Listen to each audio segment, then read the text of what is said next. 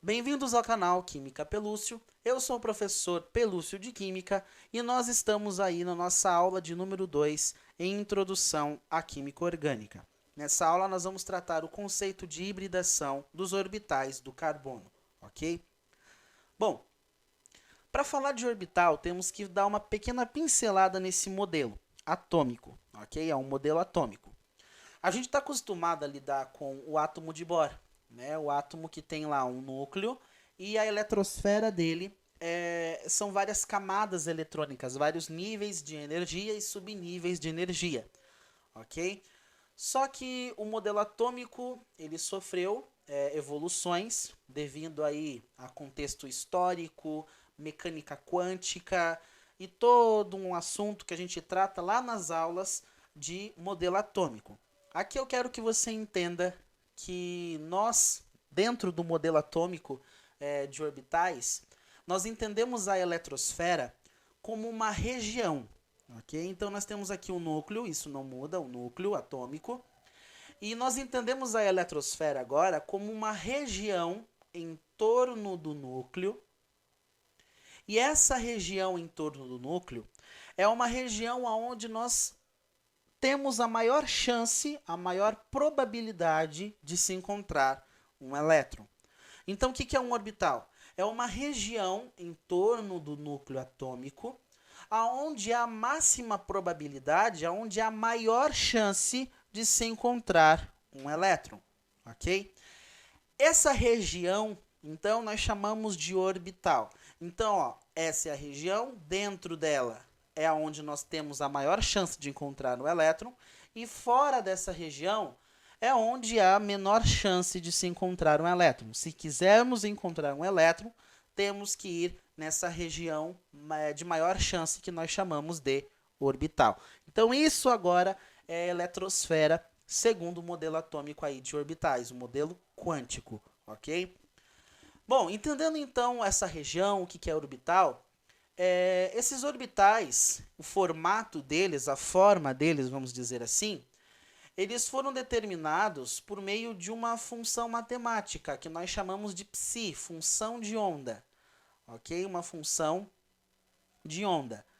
E o formato deles, a forma deles, que é definida por essa equação, pode variar, ok? Pode mudar dependendo do átomo e de vários outros fatores aí quânticos que são um pouquinho mais densos, ok? De analisar. E o que você precisa saber é isso daqui. Os orbitais do tipo S, eles são, primeiro, é um orbital só, ok? É um orbital só, é uma região só em torno do núcleo. E essa região, esse orbital, ele tem o formato exatamente como desse aqui que eu desenhei. É o formato esférico, ok? Tem um formato esférico. No centro aqui desse orbital está o núcleo e ele é esférico. Os orbitais do tipo P. Esses orbitais, primeiro, eles são 3 orbitais, ok? São 3 orbitais. E qual é o formato dos orbitais do tipo P? Esses orbitais, eles têm um formato parecido com de uma hélice de helicóptero, tá? Mais ou menos assim, ok? Parecendo aí um desenho de um 8 também. E nós temos 3 orbitais desse jeito aqui, né? No caso, esse orbital, ele está no eixo Y. Também temos esse orbital no eixo X, ok? No eixo X. E temos esse orbital no eixo Z, ok? Então, por isso que nós temos ele em 3, são 3 orbitais, né? São 3 regiões, ok? São 3 regiões em torno do núcleo. E essas 3 regiões, essas 3 orbitais, eles têm esse formato que a gente está vendo aqui. O que acontece?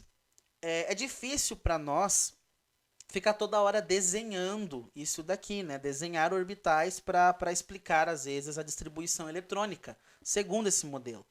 Por isso que a gente utiliza uma representação. Orbital, para nós, é um quadradinho. Tá? A gente vai representar cada orbital por um quadradinho. Por exemplo, o orbital S é um orbital só, então nós vamos representar assim, um quadradinho só, ok? Orbitais do tipo P, são 3, então eu vou representar 3 quadradinhos aqui, grudados um no outro, porque são do mesmo tipo, né? São P. Por exemplo, nós temos aqui o PY, o PX, o PZ. A mesma coisa aqui, ó, PY, PX e o PZ, ok? Essa seria a representação. Em vez de ficar desenhando isso daqui toda hora, a gente vai representar por quadradinhos, ok? Como é que funciona a distribuição eletrônica disso daqui? Primeiro, cada orbital comporta no máximo 2 elétrons. Então, por exemplo, aqui eu tenho esse orbital aqui. Então, eu vou colocar um orbital, 2 orbitais. Na aula de números quânticos, eu detalho mais certinho essa questão do spin. Aqui é só para dar uma pincelada para entrar naquilo que eu quero.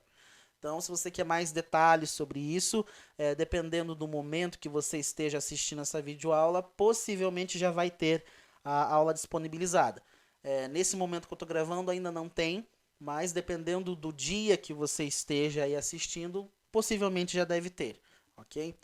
Bom, vamos lá então. Então, um orbital ele comporta no máximo 2 elétrons, ok? 2 elétrons com spin contrário.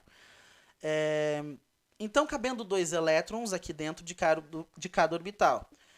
Só que, para preencher orbitais, eu tenho que primeiro colocar um elétron, o primeiro elétron em cada orbital. Só depois eu volto colocando o segundo. Nossa, professor, que confuso que ficou esse negócio.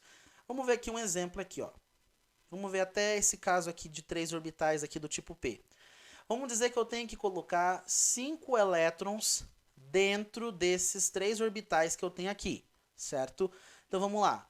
A regra é a seguinte: eu primeiro coloco o primeiro elétron em cada orbital. Enquanto houver orbitais para serem preenchidos, eu vou colocar o primeiro em cada um deles. Depois que acabam os orbitais, só então que eu volto colocando o segundo. Então veja só. 5 elétrons. Então, 1. Eu não posso colocar dessa maneira aqui, ó. 1, 2, 3, 4, 5. Não é dessa maneira que se coloca os elétrons. De que maneira, então, eu vou colocar? Olha só. O primeiro elétron em cada orbital. Então, veja só. 1. Ainda tem esses 2. 2, 3. Tem mais algum orbital para colocar? Não. Agora eu volto colocando o segundo. Coloquei 3, falta 2. Então, segundo elétron no primeiro orbital, segundo elétron no segundo orbital, ok? Então, a ordem correta é assim. O primeiro orbital, o primeiro elétron nos orbitais, em todos os orbitais, e só depois eu coloco o segundo elétron em cada orbital, ok? Depois que todos estão semi-preenchidos, ok? A situação é essa daqui, ó. Eu primeiro faço todos ficarem semi-preenchidos. Só então eu vou completando e vou preenchendo os outros orbitais. Então eu preencho, semi-preencho todos e depois volto colocando o segundo, ok? Tranquilo até aqui. Beleza. Por que eu dei essa introdução toda aqui para entender orbitais e tudo mais e distribuição? Porque a gente vai entender agora o carbono, que é o protagonista. A pergunta que eu quero iniciar aqui sobre hibridação é a seguinte: como o carbono faz 4 ligações? Nós vimos na primeira aula as maneiras que ele faz 4 ligações. 4 simples, lembra? 4 simples. Ele pode fazer uma dupla e 2 simples. Ele pode fazer uma tripla e uma simples. E ele pode fazer 2 duplas. Nós vimos que ele pode fazer 4 ligações nessas formas aqui. Então, aqui nós vimos lá as formas como ele faz 4 ligações. Agora, a pergunta aqui é a seguinte: como ele faz essas 4 ligações? Como que a gente entende essa configuração, essas 4 formas de ligação a partir do modelo atômico de orbitais? Será que, de fato, pela teoria de orbitais, a gente consegue entender como ele faz, por que ele faz exatamente 4 ligações? É o que nós vamos ver a partir de agora, ok? Não exatamente nessa videoaula, para não ficar muito extensa. Então, eu vou deixar essa pergunta no ar para você. Como ele faz 4 ligações?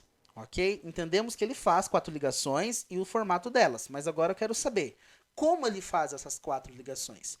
É isso que a gente vai entender na próxima aula aí, que é a continuação dessa, e eu vou introduzir de fato o conceito de hibridação, ok? Então acompanhe a próxima aula.